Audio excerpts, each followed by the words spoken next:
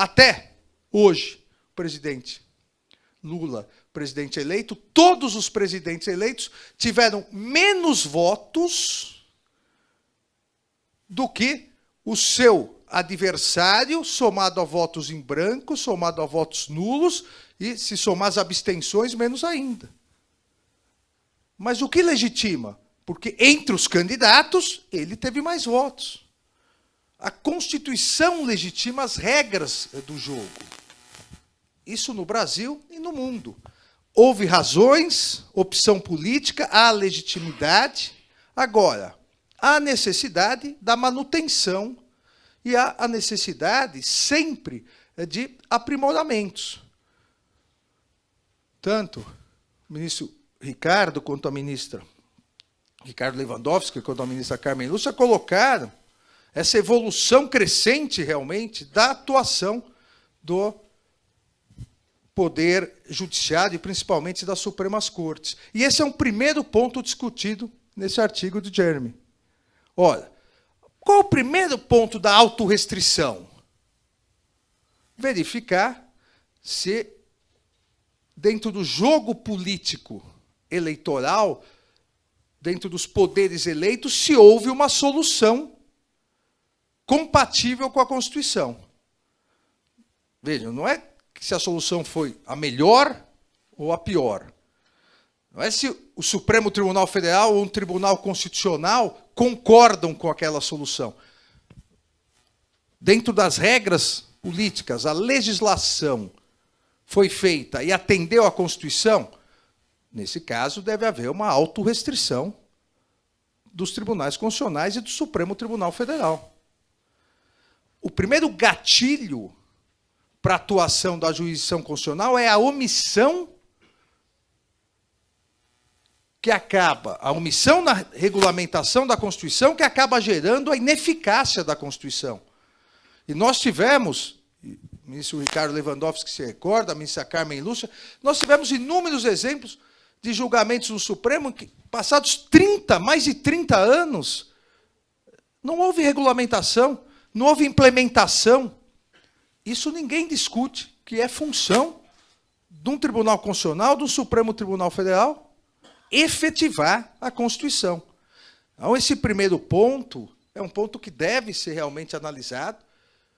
Os tribunais constitucionais, as Supremas Cortes, não devem querer fazer prevalecer a sua vontade subjetiva em relação à vontade subjetiva do Congresso Nacional ou do Executivo, dentro das suas competências. Desde que compatível com a Constituição, a vontade dos poderes eleitos na legislação deve prevalecer. Do outro ponto, e isso muito debatido a partir dessas decisões da Corte Constitucional colombiana, a necessidade de uma democratização e maior transparência das decisões das Cortes Constitucionais e dos Supremos, das Supremas Cortes, no nosso caso, do Supremo Tribunal Federal. E no Brasil, nós avançamos muito nisso a partir da legislação em 99, das duas leis, da Lei 9868, de 10 de novembro de 99, da 9882, de 4 de dezembro de 99, que previram mecanismos que só décadas, 2 décadas depois, outros países adotaram.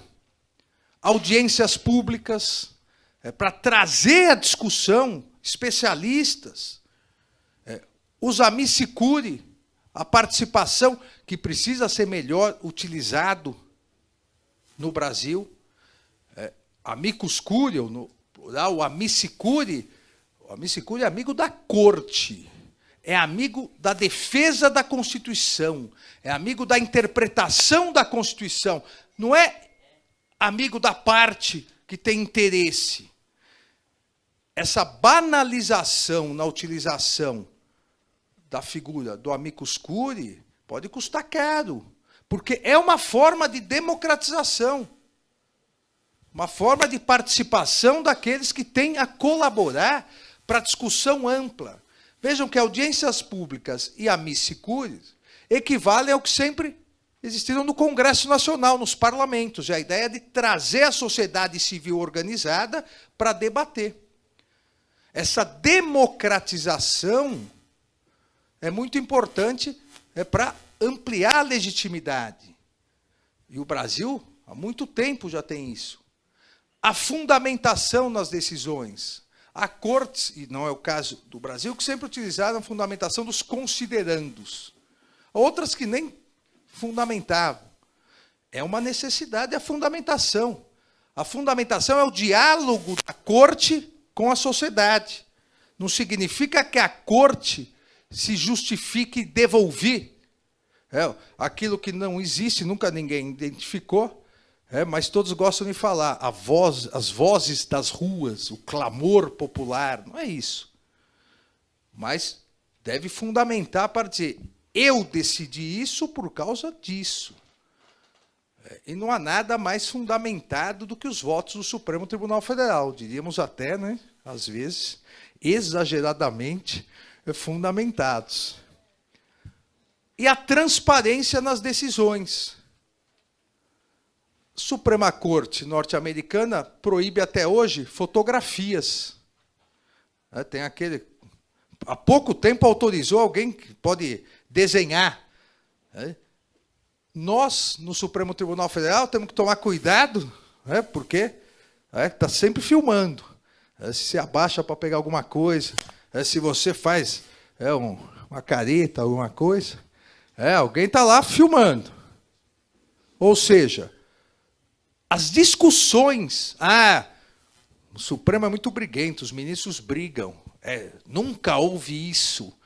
Na Suprema Corte, nós nunca vimos, americana, nunca vimos ninguém brigando. Lógico. Eles brigam e se matam dentro da sala secreta. Assim como na Suprema Corte argentina. Depois eles só proclamam o resultado. Exatamente por isso a bancada é de frente. Eles não conversam entre si.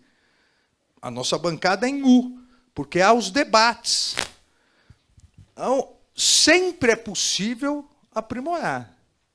Mas os mecanismos exigidos por essa nova discussão teórica, a partir de casos práticos, nos Estados Unidos, na Colômbia, e que na Europa não vem sendo tão discutida porque o ataque lá é outro, mas esses mecanismos existem já no Brasil. Podemos aprimorá-los? Sim.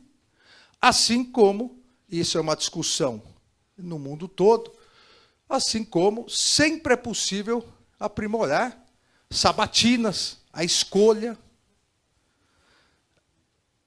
Quando a corte mais ativista dos Estados Unidos foi a Corte de Warren, que exatamente acabou com iguais, mas separados, a discriminação racial nos Estados Unidos, implementando. Em filme, a gente vê que em 1h30 isso acabou. Lá levou 14 anos, na verdade, para a implementação das decisões da Suprema Corte norte-americana. Quando os republicanos ganharam depois com Nixon, o establishment republicano achava muito ativista a Suprema Corte. O que fez? Vamos aumentar o número de ministros? Vamos diminuir a idade para tirar ministros? Não.